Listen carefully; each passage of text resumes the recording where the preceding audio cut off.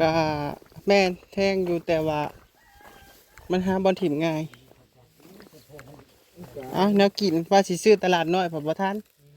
ได้ยังมากนี่นะปิ้งตัวนี้โดบหลดแล้วคุยลุ่มเทป้องหนึ่งเอ็มร้อยก็กระทิงแดงบ่สายดมผมสายดมก็สายเลี้ยผมทอนเด้หัวฉันสีหัวอยู่ผมผมมีมดเลยหัวจากเด็กหัวใช้เขาลดไว้ให้มีกินมันเองมดแนวกินนะแนวกินนะคือบ่อยู่ในเสร็จกับหลายมดนั่นคือบ่หอยไว้อยู่มดคือเก่ามีมดนี่ที่เป็นหอยเขาลดเขาลดก็หมดลายเด้อมืออื่นต้องอดซอกมากขีดให้เป็นวงไว้วงนี้สร้างคนว่าเห็ดอันนี้ให้พี่น้องยังบ่ทันแล้วเถอะหมดลายนั่นแห้งอุ้ยบันสิบมันซ่านี่ได้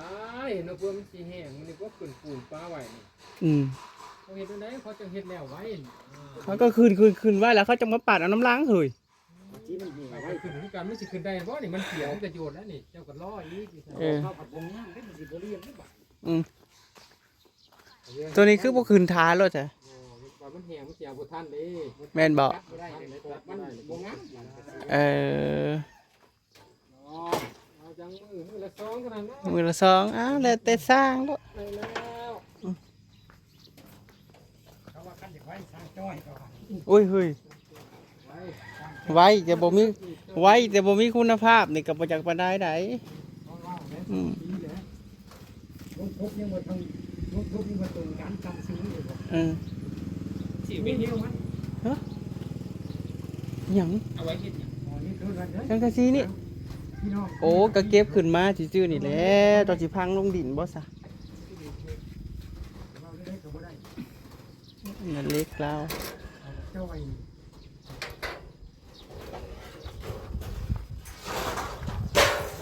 โอ้แดดเด้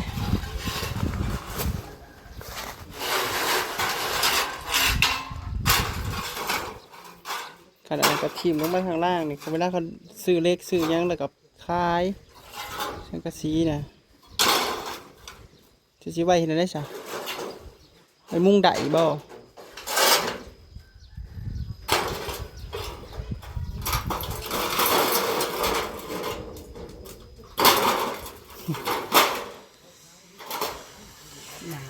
มาซื้ออันแนวกินให้สร้างออกซื้อปีนไก่กับอัน100โอ้น่ะลืมเขาว่าเขาล้าเขาว่าลืมยังเขาจะซื้อน้ำแข็งมาให้ไปเอาอยู่โรงงานเนาะไปเอาอยู่โรงงาน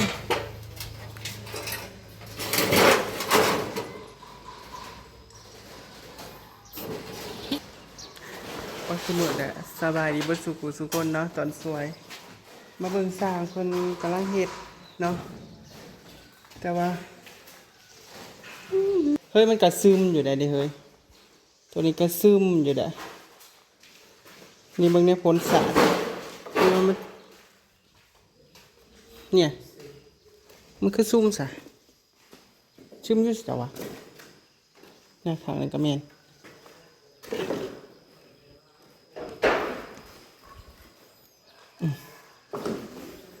ซึมยุ่อันนี้คือเป็นร้อยแหละ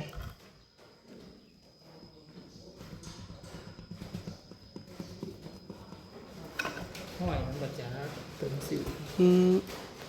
ไม่ใช่มันเป็นห้อยมันเป็นกระจุกเลื่อนปิดนะมันคือเป็นห้อยแบบนั้นก็ยันมันมีแนวขูดตอนไส้นะครับบริสังเกตคือว่า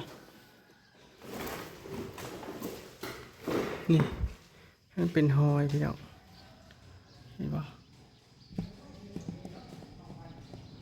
กระจุกมันเป็นกระจุกยา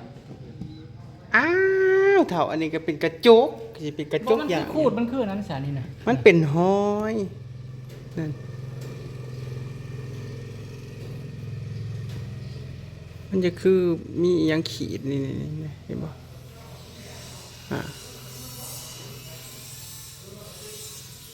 ขยะมันหน่อยหนึงเป็นห้อยซื่อๆหน่อยหนึงเนาะพี่น้องมันเป็นห้อยหน่อยหนึงเห็นบ่นี่ใส่ไหนนี่มันเป็นห้อยหน่อยหนึงยามันมีแต่ให้เขาเจ้ามาแก้อัน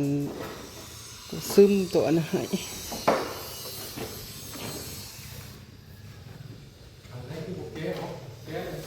ข้างในถ้าสีสักกัน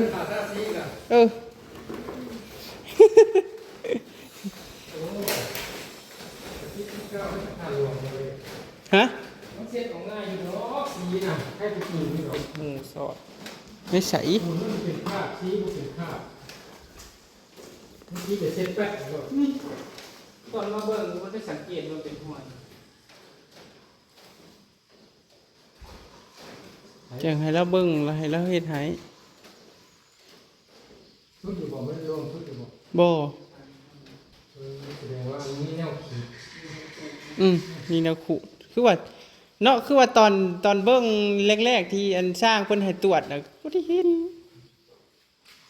ยามันน้อยหนึง มันล้าวมันมีแนวขูดมันล้าวมันเตะ ลาวบ่ มันขูดมันสิคอมันสิกอมือเขาอยู่ปะนี่น่ะมันกอน่ะ แต่บอกว่าบ่เป็นคอมันสิคอ อันนั้นบ่ ในของเพื่อนมันมองเปล่าในหันน่ะรู้ช่างมันบั่นสูงมาใส่น่ะ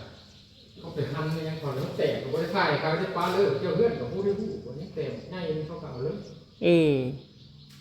ก็เซ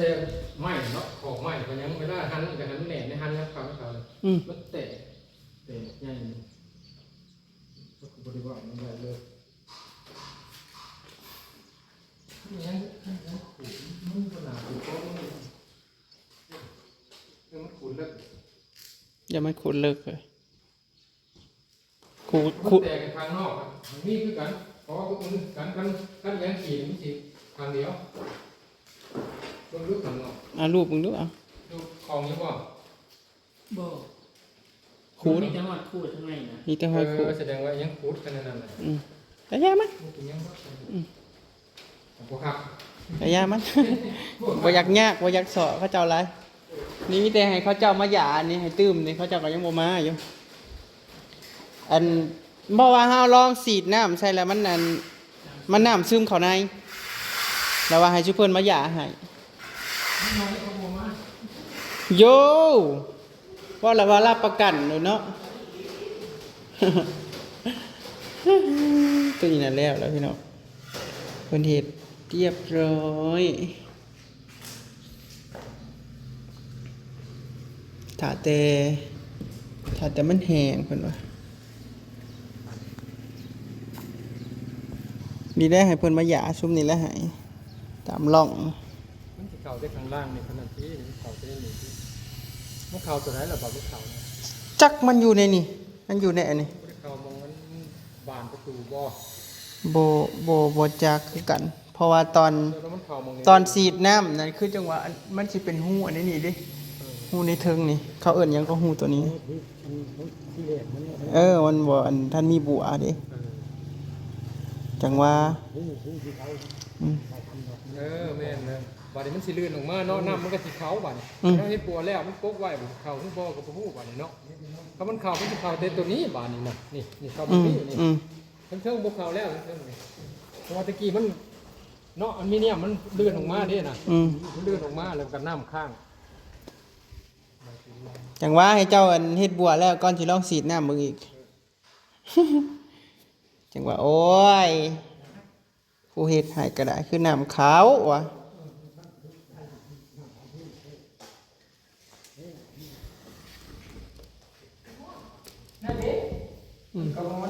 แดดปัดฮอด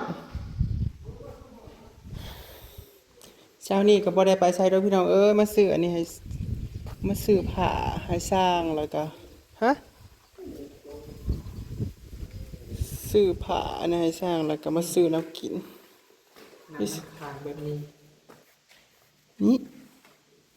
โอ้มันเป็นหยังมันก็ลายลง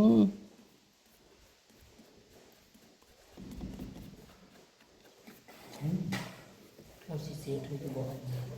สิแล้วได้ผ่ามาเลยดิ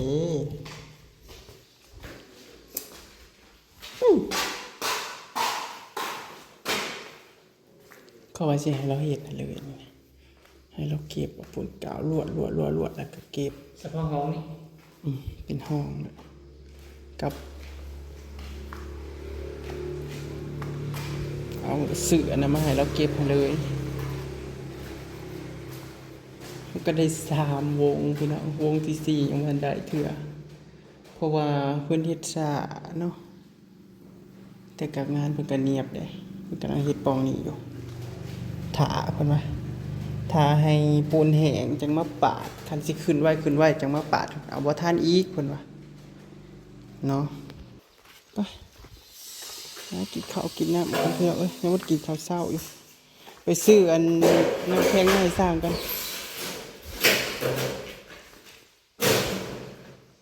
พ่นแล้วเอาซีไปพ่นไปพี่น้องซื้อน้ำซื้อในซื้อน้ำคงน้ำแข็งให้สร้างแล้วกะเดี๋ยวเราก็สิไปบ้านไอ้แขกเนาะทุกคนเราใส่พูนแล้ว งามเขตนี่เห็นบ่ใบดำกำทีบขึ้นพูเขตนี่นะงามมีแต่ต้นตุ้ยแต่ว่าตัวนั้นบ่อยากงามปานใดพี่น้องมันเป็นน้ำหึมแต่ออกดอกแล้วออกดอกแล้ว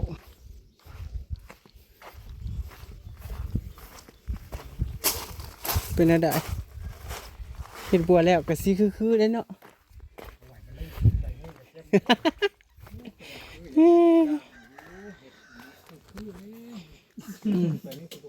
ยังตัวบ่จ้างอีกบ่ ก็บ่จ้างแล้ว เจ้าไปเฮ็ดให้เขายักจ้างหลายๆคือ นี่ก็คือนะเสียคันบ่มันเฮ็ดบัวเลยบ่คือนะโอ้ เนาะ บ่เฮ็ด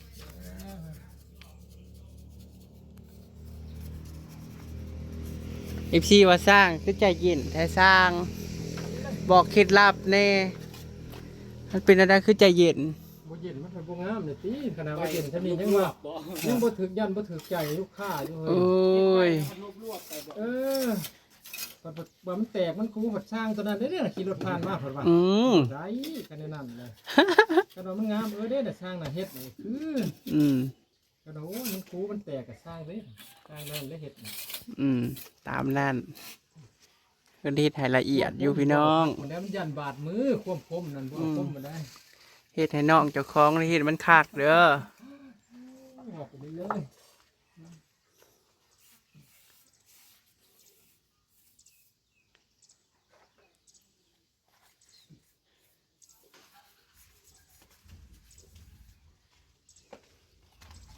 อันนี้เนี่ยผู้หิวปูนผสมปูนยื่นให้บ่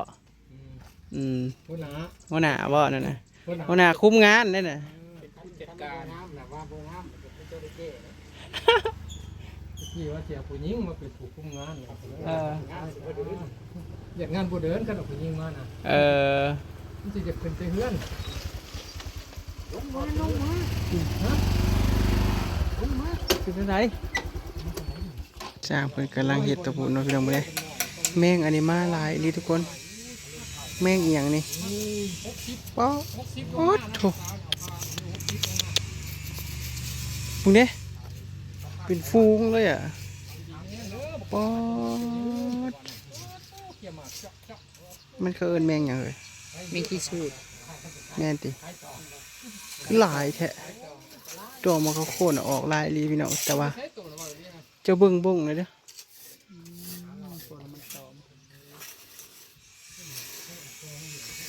นี่พี่น้องตัวเพิ่นแล้วก็สิเป็นเหลี่ยมไปโอเคแล้วเบ่สุกคน